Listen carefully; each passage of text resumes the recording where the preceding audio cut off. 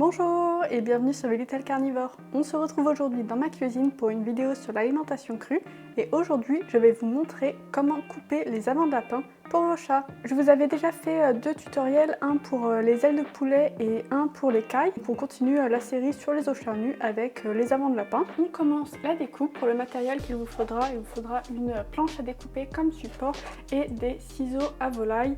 C'est vraiment très important d'avoir des ciseaux à volaille de bonne qualité car ça changera tout pour votre préparation.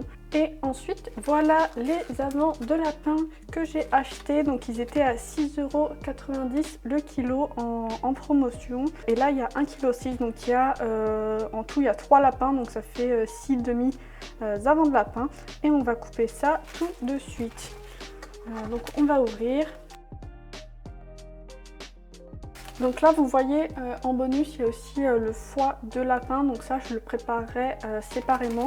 Aujourd'hui on va vraiment juste couper les amants de lapin.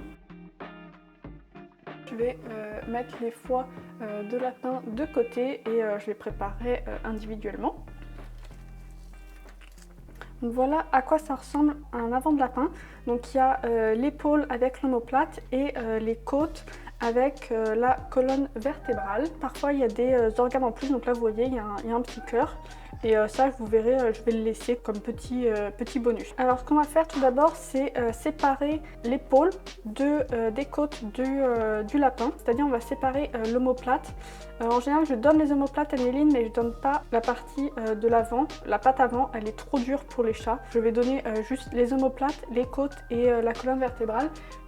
Même pour certains chats, la colonne vertébrale peut être trop dure, donc dans ce cas-là, il faudra la découper. Donc première étape, c'est que j'enlève l'omoplate et donc là je vais couper de façon parallèle. L'omoplate elle est droite, il y a les côtes et donc là je coupe de façon parallèle le lapin pour enlever l'omoplate.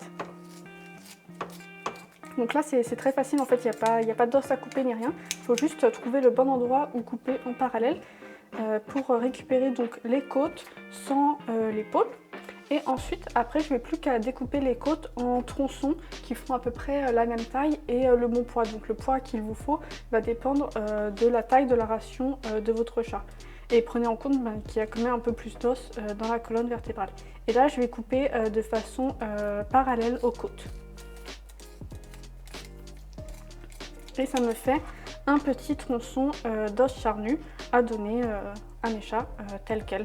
Ah là vous voyez il y a aussi ça, c'est du poumon. Donc ça pareil je vais le laisser en bonus pour les chats dans leur ration. Je vais pas le compter, ça va vraiment juste être un bonus.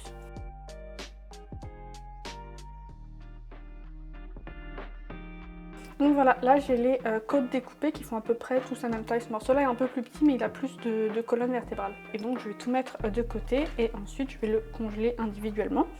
Pour l'avant de lapin, je vais séparer l'omoplate du reste de la pâte.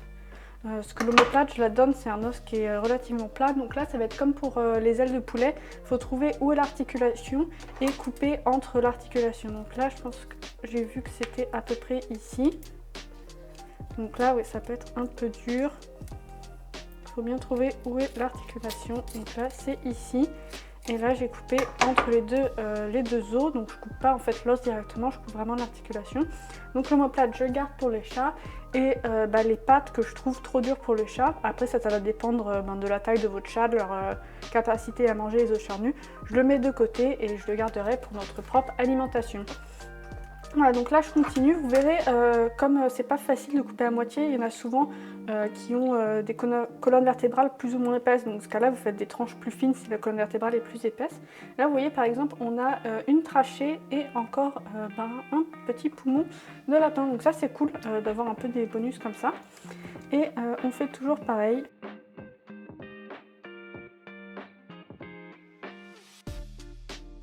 Et on recommence, après on coupe vraiment parallèlement aux côtes du lapin.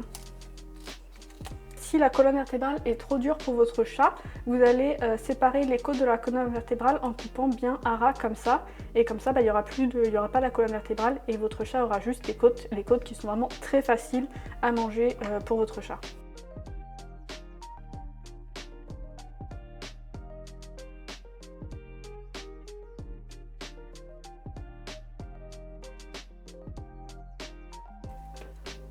Voilà, donc cette partie-là s'appelle vraiment les avants de lapin avec le coffre et la patte avant. Faites bien attention parce que parfois il y a les gigolettes. Et les gigolettes, en fait, c'est l'épaule avec la viande autour des côtes, mais il n'y a pas les côtes. Donc les gigolettes, en fait, c'est le contraire de ce qu'on veut, puisque nous, ce qu'on veut, c'est les côtes.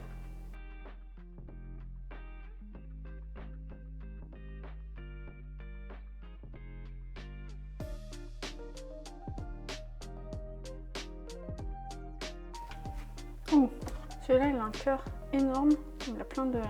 C'est un gros morceau bien charnu, là.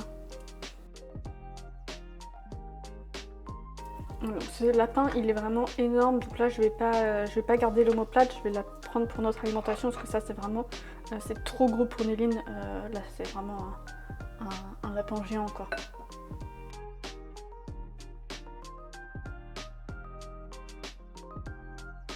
C'est l'autre moitié du lapin géant, il est vraiment énorme. Et pareil, là on coupe toujours parallèle aux côtes. Donc là ça fait des morceaux avec que de... Ben, là il n'y a plus de côtes, donc il n'y a que de la colonne vertébrale, tout ça vous le donnez que si votre chat est capable de manger la colonne vertébrale. Mais sinon ben, vous coupez au ras des côtes et vous donnez que les côtes.